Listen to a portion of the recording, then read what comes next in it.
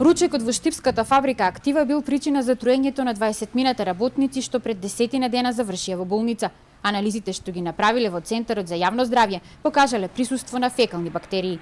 Бактериите беа пронајдени во храната и во брисеви земени од производителот на храна.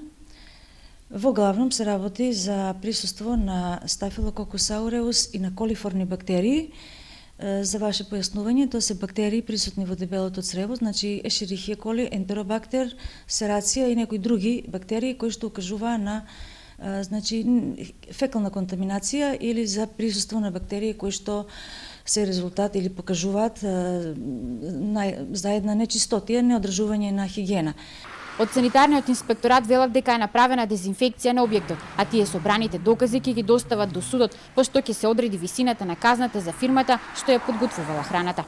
Ние превземавме све што налага законот. Го затворивме објектот, наредивме да се изврши дезинфекција, пошто земавме и контролни брисеви кои што излегоа уредни. Затоа ја тргнавме забраната. Сега со собраните докази ќе поднесеме пријави до судот, а тој ќе одлучи што и како понатаму.